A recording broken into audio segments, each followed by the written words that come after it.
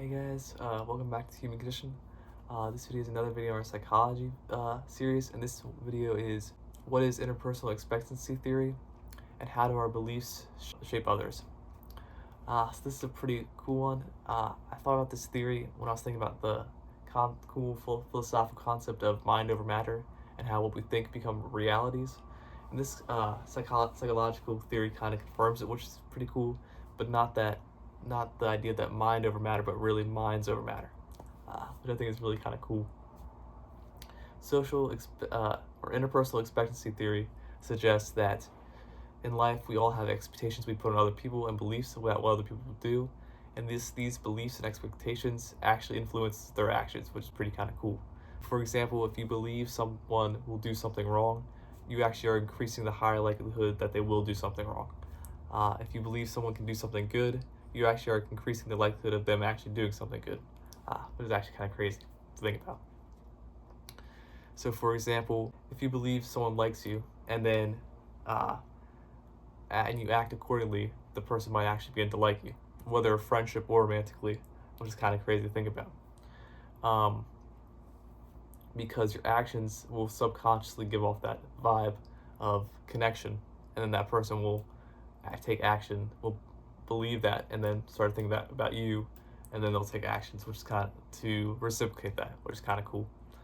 But the question I had with this is, so how does it work when two people have opposing views? For example, let's say you love someone, or like, which is kind of a strong word, but let's say like as a friend, like talking about friends, like how you love, like care deeply about your like homies and stuff, right? You love your homies or whatever, and you meet someone and you're like, because like say you love everyone, so like kind of like love this person as just as a person, and this person like really dislikes you. Who wins? Like who do you start to dislike the person, or does the person start to like you? And that's a kind of cool question. What happens when two people, if other people's beliefs are affected by your beliefs or expectations? What happens when you meet someone who has a complete ideological different belief? I was like, oh, dang, that's kind of intense. Not like where you like someone, you might subconsciously influence them to like you back, romantically or friendship wise. This is what if like you like someone just as a friend or whatever, and they dislike you, who wins? And I was kind of like, oh, that's kind of an interesting question. So when I was researching this, apparently it's whoever's energy is the most strong, or it will create like a mixed feeling. If you have to hang out with them, not if. In other ways, I think that's a word. A dissolution, which is like just like separating from two people separating from each other. But if you have to, what happens? Does the one person start to like the other person, or will the other person start to dislike the other person? And the thing that I found out, which is kind of pretty interesting, is either whatever emotion or belief is stronger actually wins, or a mix of belief happens. For example, let's use a term like, let's say love. So you love someone as like a person, and they really dislike you. What happens? The beliefs often will blend potentially into a unique combination of this person's okay. Both people have that belief about each other, which is kind of cool to think about. How our beliefs are so empowered. Like a lot of people say mind over matter, or how like mind over matter works or how it doesn't work, but it's actually more like kind of minds over matter. It's not mind over matter, but different minds together kind of influence each other's in a way. Because if you really think about it, not always, but in life it's just people trying to influence their own will on other people. For example, people who like are sober don't mind hanging out with people who drink, but would probably not mind it if the person didn't drink.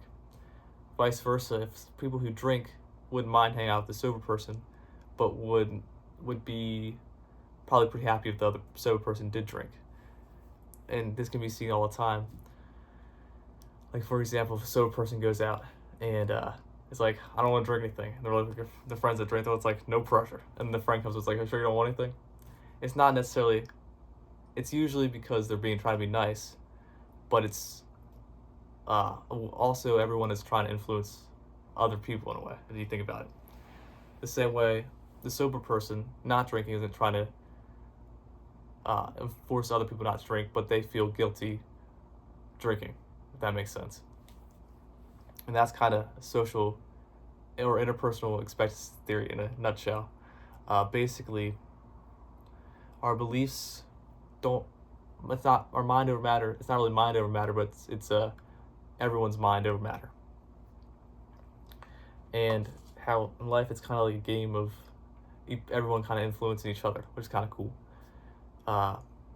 And some people have similar ideological beliefs to you, but no two people have the same ideological belief, and that's how in life we grow as people, which is kind of wholesome. You know, no two people have the same beliefs. That's kind of how we grow as people. And sometimes in life, like if three people, it's usually it's a lot of times if there's an ideological difference, the third person is kind of like the mediator who shares both ideas of the two other people, which is kind of cool. So life's kind of like, this theory kind of says life's like a game where everyone's trying to influence other people's opinions, if you really think about it. And that's kind of true in a way, not always.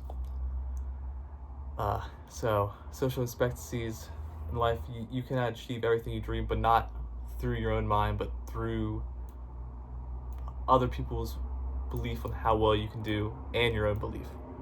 You have to you should surround yourself with people who also believe in you, because in life it's not always about our personal beliefs for ourselves, but beliefs of people around us who think we can achieve great things.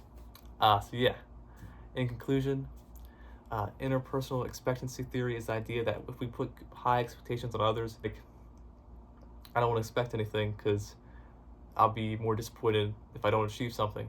However, if you put higher expectations on something, you're more likely to achieve that thing, because you're influencing other people's beliefs to want to influence that reality, and you're motivating yourself to also achieve that reality with high expectations. Not too high, obviously, but like decently, not too low, but moderate. You're increasing your motivation and people's belief in you as well, which is kind of cool, and your belief in other people as well. So yeah, I hope you guys enjoyed this video. As always, thanks again for watching. Like, subscribe if you want. I love you guys, and I'll see you in the next one.